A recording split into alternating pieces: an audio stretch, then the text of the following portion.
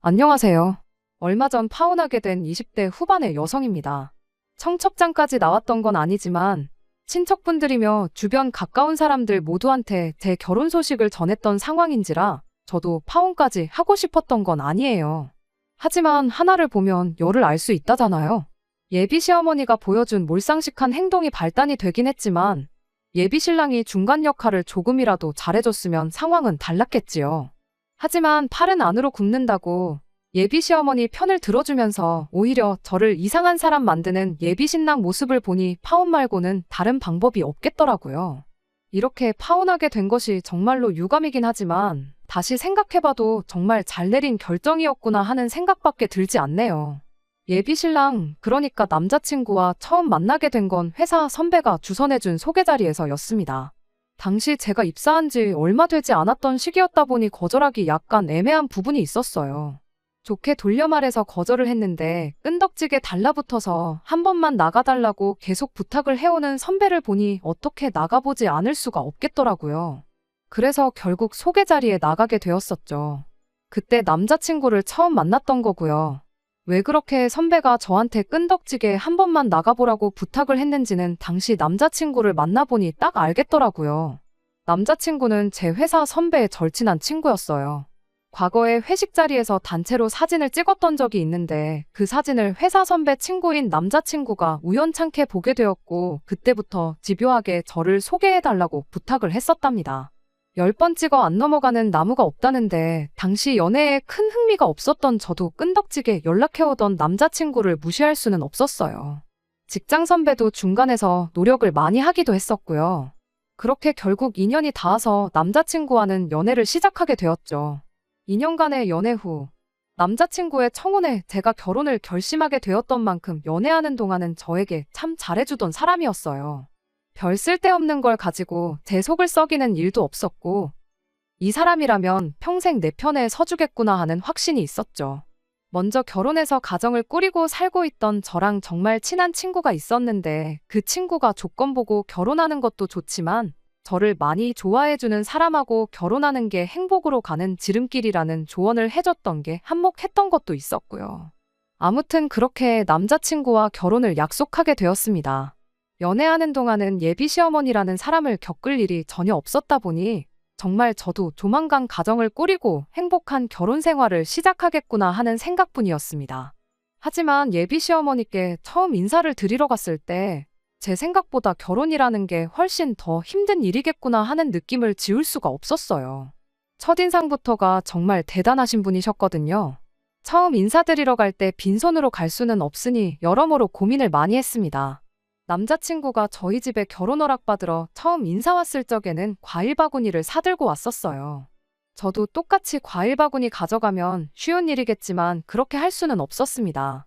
남자친구가 자기 집 식구들은 전부 과일들을 안 좋아한다고. 여름에 한참 더울 때 수박 몇 통 사 먹는 거 말고는 집에서 과일 구경을 하기가 힘들다는 이야기를 연애할 때 해줬던 적이 있었거든요. 그런 상황인데 남자친구가 과일 바구니 가져왔다고 저도 똑같이 과일 바구니를 가져가면 성의가 없다고 생각하진 않을까 싶기도 했고 말이죠. 그래서 이것저것 고민하다가 꽃다발과 식사하기 전에 간단히 먹을 수 있는 전통차를 가져갔어요. 예비시댁에 도착해 먼저 인사부터 드리고 식사는 근처에 남자친구가 예약해놓았다는 고깃집에서 외식을 할 계획이었거든요. 그런데 그때 반응이 참 안 좋았었습니다. 예비 시어머니가 제가 들고 온 꽃다발을 보자마자 표정이 일그러지는 게 제 눈에도 딱 보였어요. 뭘 이런 걸 다 사왔냐며 제가 사온 꽃다발을 받아들으셨는데 식탁 위에다가 대충 집어 던져놓고는 다른 한쪽 손에 들려있던 쇼핑백을 흘긋흘긋 보시는 게 저거 말고 뭐 다른 건 없느냐고 물어보는 눈치였죠. 그래서 제가 이건 전통차라고 하고 쇼핑백을 건네드렸는데 거기서도 실망한 표정이 역력했습니다. 제가 다 죄스러운 느낌을 받을 정도로 말이죠. 그리고 역시나 예비 시어머니가 그때부터 제가 센스가 없다느니 어쩌니 하면서 눈치를 주기 시작하더라고요. 세상에 꽃 선물보다 쓸모없는 선물이 없다느니 어쩌느니 하시면서 꽃은 뭐 먹을 수도 없고 금방 시들어서 되팔 수도 없는 거 모르냐며 다음부터는 뭐 사올 때 돈이 되는 걸로 사오라고 하시더군요. 정 고르기가 힘들면 차라리 현금 봉투만한 선물이 또 없다고 하면서요. 저도 차라리 현금을 드렸으면 고민 안 해도 되고 편했을 거예요. 그런데 제가 암만 결혼하기로 했고 결혼 허락받으러 간 자리기도 했지만 아직 이 집의 며느리가 된 것도 아닌데 다짜고짜 용돈 봉투를 건네드리는 것도 이상하잖아요. 그리고 아무리 제가 준비한 게 마음에 안 들었어도 사람을 앞에다 두고 그렇게 무안을 주시니 솔직히 마음이 상했습니다.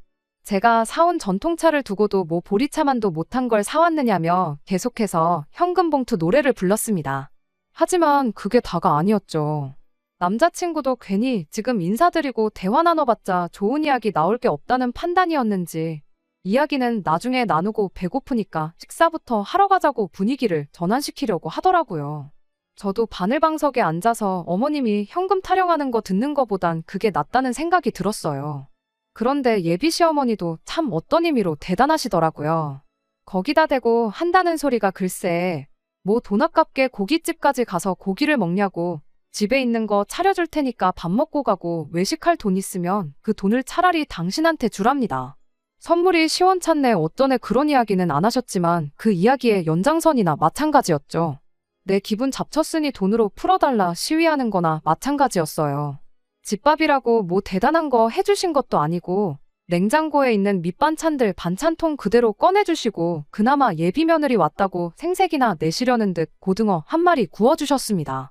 그 와중에도 저 못 먹게 하려고 그러셨던 건지 식사하는 내내 고등어 살만 발라내서 남자친구 밥 위에다가 올려주시는데 제가 꽃다발 한 번 사왔다고 이런 대우까지 받아야 하나 싶은 생각이 다 들더라고요. 집에 돌아가는 길 남자친구가 발에다 주겠다며 따라 나왔는데 정말 파혼 이야기가 목구멍 끝까지 차올랐습니다. 지금 돌이켜 생각해보면 그냥 그때 파혼했었다면 그 후로 2달 정도나마 시간 낭비는 하지 않았을 텐데 싶네요.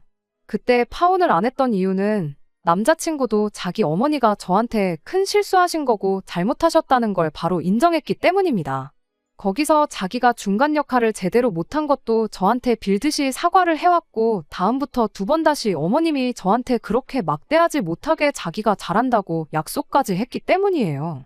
저도 금방 화를 풀 수 있었던 건 이러나 저러나 제가 남자친구랑 결혼하는 거지 남자친구네 어머니랑 결혼하는 게 아닌 걸 알았다 보니 중간에서 남자친구가 자기 역할만 똑바로 해준다면 2번은 있지 않을 일이라고 생각했기 때문입니다. 그때는 팔이 안으로 굽는 법이라는 걸 전혀 생각도 하지 못했지만 말이죠. 그 뒤로 예비 시어머니를 한 번 더 찾아뵐 일이 있었어요. 그때는 그 노래를 부르던 현금 봉투는커녕 당한 게 아직 앙금으로 남아있었다 보니 그냥 빈손으로 찾아갔었습니다. 그런데 또 웃긴 건 예비 시어머니는 꽃다발을 사갔을 때보다 빈손으로 왔을 때 오히려 더 정상적인 사람처럼 보였고 저한테도 꽤나 잘해주셨었죠. 한편으로는 빈손으로 온 저한테 아무 말도 안 한 게 남자친구가 저랑 약속한 대로 어머님한테 잘 말씀드렸구나 그런 생각도 들어서 저도 기분이 좋았었죠. 그날 양가 상견례 날짜도 잡게 되었고요. 상견례 때는 따로 별다른 사건은 없었어요. 결혼이야 남자친구랑 벌써 양가 어른들 도움 없이 우리 모은 돈만 가지고 반반 결혼을 하는 게 좋겠다는 식으로 이야기가 되어 있었다 보니 그날 자리는 정말 말 그대로 양가 어른들이 처음 인사를 나누는 자리로 좋게 마무리가 되었었거든요.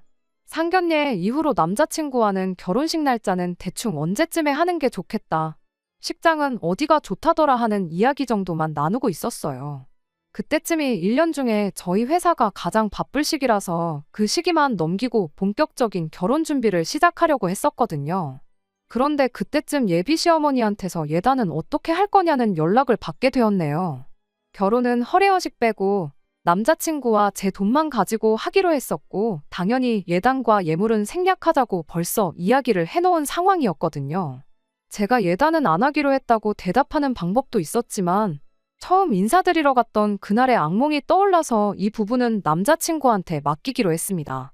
어머님께는 남자친구랑 이야기해보겠다는 간단한 대답만 했고 바로 남자친구한테 연락해서 이 부분은 잘 좀 설명드리라고 부탁을 했었죠. 남자친구는 알겠다고 자신있게 대답을 했는데 며칠 뒤에 아무리 생각해봐도 친척들 보는 눈이 있는데 예단을 생략하는 건 경우가 아닌 것 같다며 최소한이라도 하는 게 어떻겠냐는 말을 꺼내왔습니다. 그래서 알겠다고 대답했죠. 대신 저도 예단한 만큼 예물을 받아야겠으니 그리 알라고 말했죠. 알겠다고, 그럼 그렇게 하자고 대답한 남자친구였는데 그 뒤로 예단에 대한 이야기는 쏙 들어갔어요. 주거니 받거니 하는 거니 상관없다 생각했으니 안 해도 그만, 해도 그만이었던지라 저도 먼저 이야기 나올 때까지는 예단을 어떻게 해야 하느냐 물어보진 않기로 했었죠. 그러던 와중에 파혼을 결심하게까지 만든 사건이 터져버리게 되었습니다. 회사가 바쁜 시기라 정신없이 일하고 있던 중이었는데 예비 시어머니한테서 전화가 한 통 걸려왔어요. 무슨 일로 전화를 다 하셨나 싶었는데 다짜고짜 당신이 지금 저희 회사 근처에 와 계시답니다. 저희 회사가 예비시댁에서 거리가 있다 보니 예비 며느리 보겠다고 일부러 지나가다 들리신 건 아닌 것 같고 작정하고 찾아오신 건가 하는 불길한 생각부터 들었어요. 원래는 야근을 해야 했는데 상황이다 보니 회사에 양해를 구하고 저 먼저 정시에 퇴근을 하게 되었죠. 예비 시어머니가 저를 기다리고 있었을 근처 카페로 갔는데 세상에 카페 밖에서 저를 기다리고 계셨어요. 커피 한 잔 시키는 게 아까워서 저 올 때까지 밖에서 기다리셨던 건가 싶었는데 예상외로 그건 아니더군요. 그렇다고 카페에서 저랑 대화나 나누자고 오신 것도 아니었고요. 대뜸 저보고 어디 당신이랑 같이 갈 곳이 있다고 하더니 택시를 잡으시더라고요. 다들 예상하셨겠지만 택시비는 제가 냈네요. 도착한 곳은 저희 회사에서 가까운 거리에 있는 근처 대학병원 장례식장이었습니다. 대체 왜 누구 장례식이길래 예비 며느리인 저를 굳이 데리고 여기까지 오셨나 싶었는데 장례식은 예비 시어머니의 지인분 장례식이었습니다. 굳이 정확하게 짚어서 말한다면 예비 시어머니 고향 친구분의 남편 되시는 분의 장례식이었죠. 그러니까 저한테는 생판남이나 다름없는 사람이고요.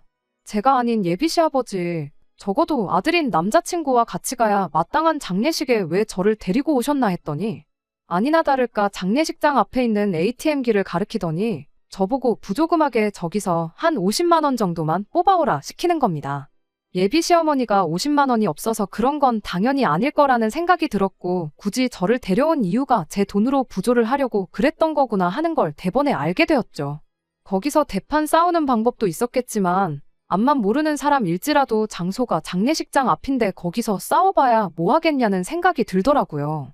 어이는 없었지만 남자친구한테 돌려받으면 되겠지 싶은 생각으로 현금 인출해서 제 돈으로 정말 일면식도 없는 분 장례식에 부조를 했습니다. 장례식장 안에는 들어가기 뭐했어요. 모르는 사람 장례식에 가는 것도 가는 거지만 당시 제가 입고 있던 복장이 장례식장에 어울리는 복장은 아니었거든요.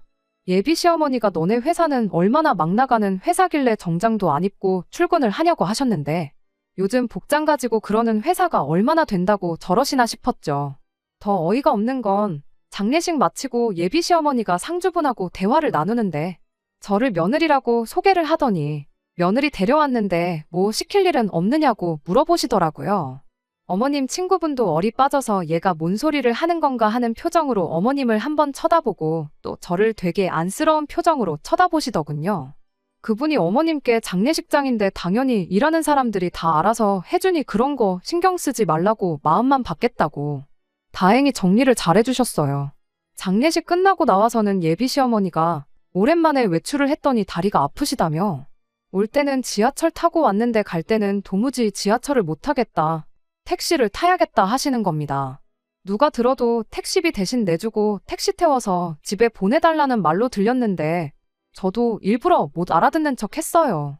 다리 아프시면 택시 타셔야죠. 택시 타고 가는 게 훨씬 편하죠 하면서 맞장구만 쳐줬지. 제가 택시 잡아드리겠단 말은 끝까지 안 했습니다. 그리고 집에 돌아왔네요. 남자친구한테 내 돈으로 낸 부조금을 돌려달라고 해야 하나 말아야 하나 여러모로 생각을 하면서 전화기를 들었다 놨다 하고 있는 와중에 제 마음을 읽은 건지 남자친구한테서 전화가 걸려왔습니다. 전화를 받자마자 남자친구의 열받은 목소리가 들려왔어요. 연애하면서 정말 사소한 다툼 말고는 크게 싸운 적이 없었는데 그 어느 때보다 화가 잔뜩 나 있는 남자친구의 목소리를 들으니 당황스럽더라고요. 왜 그렇게 화가 났나 했더니 예비 시어머니가 다리 아프다는데 지하철 태워서 보내는 게 말이나 되냐며 저보고 제정신이냐고 따져 물으려고 했던 전화였네요. 저도 치사해서 말할까 말까 고민하고 있었는데 남자친구가 먼저 저렇게 나오니 말을 안 할 수가 없겠더라고요. 그래서 오늘 무슨 일이 있었는지나 아냐. 내가 회사에 양해까지 구하고 일찍 퇴근해서 어디를 다녀왔는지나 알고 나한테 열을 내는 거냐 따져 물었습니다. 세상에 태어나서 얼굴 한번 마주친 적 없는 분 장례식장에 가서 내 돈으로 부조금 50만 원 내고 왔다고. 안 그래도 그것 때문에 당신한테 한마디 해야 하나 말아야 하나 고민하고 있었는데 당신이 먼저 화를 내주니 할 말은 해야겠다고 당장 제 통장으로 50만 원 보내라고 했습니다. 예비 시어머니도 어이가 없다고. 어떻게 당신 친구분 배우자 장례식장에서 예비 며느리 돈으로 부조를 할 생각을 하실 수 있냐고 같이 따졌죠. 처음 인사드리러 간 날부터 해서 무조건 제 편이 되어주겠다. 앞으로 중간 역할 잘하겠다던 남자친구는 온데간데 없고 가족이라고 눈에 불을 켜고 어머님 편을 들더군요. 어차피 너랑 나랑 결혼하면 시댁 경조사는 당연히 참석해야 되는 거 아니겠냐고. 너는 그깟 50만 원 부조하고 온 게 아까워서 복수하겠다고 다리 아파서 힘들어하시는 예비 시어머니 택시 한 번 안 태워주고 그 사람 미어터지는 시간에 지하철을 태워보냈어야 했냐며 성질을 부리는 겁니다. 그 말을 듣자마자 이미 제 머릿속에는 파혼이라는 카드밖에 떠오르지 않았어요. 처음 인사드린 날에 참고 넘어갔다고 해서 두 번째, 세 번째도 참아야 하는 법은 없잖아요? 남자친구한테 딱 잘라서 말했습니다. 길게 말할 것도 없고 오늘부로 파혼이라고. 앞으로 결혼 준비고 뭐고 할 것도 없고 내일부터는 그냥 남남이 되는 거니 연락이고 뭐고 하지도 말라고 했죠. 지렁이도 밟으면 꿈틀한다는데 남자친구는 제가 시작하자마자 파혼하자는 말을 꺼낼 거라고는 생각도 못했나 봅니다. 파혼 이야기 나오자마자 떵떵거리던 큰 목소리가 개미마냥 작아지더니 난데없이 자기가 잘못했다며 사과를 해오더군요. 중간 역할 제대로 못하고, 아니, 애초에 할 생각도 없었던 남자친구가 문제이긴 했지만 구차하게 나오는데 확실하게 싹을 밟아줘야겠다는 생각밖에 들지 않았어요. 그래서 조금 모질 수도 있지만 당신 어머님이 잘못한 건데 왜 당신이 사과하냐고. 나한테 제대로 사과하고 싶으면 어머님이 내 돈으로 부조한 돈 50만 원 들고 찾아와서 나한테 직접 사과하게 만들라고 전했습니다. 제가 화만 풀 수 있다면 뭐든지 하겠다던 남자친구도 그것만큼은 못하겠다고 다시 자존심을 부리더군요. 그래서 그럼 잘 알겠다고. 오늘부로 당신도 파혼하는데 합의를 한 걸로 알겠다 말하고 두 번 다시 연락하지도 말고 마주치지도 말자 말하고 파혼하기로 했습니다. 솔직히 100번 양보해서 남자친구 말대로 예비시댁 경조사 참여했다고 칠 수 있어요. 그 장례식이 친구분 남편 되시는 분 장례식이 아니라 시댁 친척분들 장례식이었다면 그 부조금을 내는 데 있어서 한치의 의문도 들지 않았을 겁니다. 그리고 한 가지 더. 장례식장 처음 가보시는 것도 아닐 텐데 굳이 친구분한테 며느리 데려왔으니까 일 좀 시킬 거 없냐고 묻는 것부터가 이미 어머님이 저를 며느리로 보고 있는 게 아니라 무슨 화풀이 대상으로 보고 있다는 거나 마찬가지였죠. 파혼한 뒤에 저 혼자 생각한 것이긴 하지만 처음 만났을 때 꽃 선물이 마음에 안 들어서 그랬던 건 둘째치더라도 예단 이야기 나왔을 때 내가 예단 해간 만큼 똑같이 예물 받아내겠다고 한 말에 빈정이 잔뜩 상해서 저랬던 게 아닌가 싶어요. 예단을 못 받는다면 어떻게든 결혼 전에 돈 나갈 일 있으면 예비 며느리 돈으로 다 해야겠다 작정을 하셨던 거란 생각밖에 들지 않네요. 사람이 돈을 좋아할 수는 있지만 돈 몇 푼에 사람을 사람처럼 대해주지 않는 사람을 시어머니로 모셔야 한다면 저도 충분히 결혼을 다시 생각해 볼 수 있는 문제라고 생각해요. 파혼하기로 하고 며칠 지나지 않아서 회사 선배가 저를 따로 불러내서 한다는 말이 왜 갑자기 이제 와서 파혼을 하느냐 그게 말이나 되냐며 아무쪼록 잘 풀고 만나보라더군요. 자초지종을 모르고 하는 소리인 것 같아서 있었던 일을 모두 다 이야기해줬어요. 꽃 선물 이야기부터 해서 지인분 장례식 부조금 내 돈으로 내게 만든 것까지 말이죠. 그 말을 듣더니 회사 선배가 아연실색을 하더군요. 학창시절부터 남자친구와 계속 중마고우로 지내온 선배였는데 이런 일이 있었단 사실을 듣고는 남자친구가 정말 다시 모인다고 하더라고요. 그리고 얼마 전에 회사 선배가 저한테 한다는 소리가 결국 자기도 남자친구를 손절했다고 하더라고요. 곰곰이 생각해보니 그동안도 자기 돈 몇 푼 쓸 때는 엄청 생색내고 친구들 돈 쓸 때는 엄청 궁시렁대고 그랬었나 보더라고요. 그 말 들으니 남자친구도 결국 예비 시어머니랑 다를 바가 없이 똑같은 사람이었구나 싶었고 파혼을 정말 잘 결정했구나 하는 생각이 들었네요. 결국 제 결혼은 쫑나고 말았고 부조금으로 들어간 50만 원은 돌려받지 못했네요. 하지만 돈 50만 원으로 앞으로의 제 암울할 뻔했던 결혼을 물을 수 있었으니 그 값으로는 싸게 먹혔다고 생각하려고 합니다. 이제 20대 후반인데 저한테 남은 시간은 아직도 한참 많으니까 말이에요. 끝까지 들어주셔서 감사합니다. 오늘의 사연은 여기까지입니다. 구독과 좋아요, 알람 설정 부탁드리고 더 좋은 사연으로 다시 찾아뵙겠습니다. 감사합니다.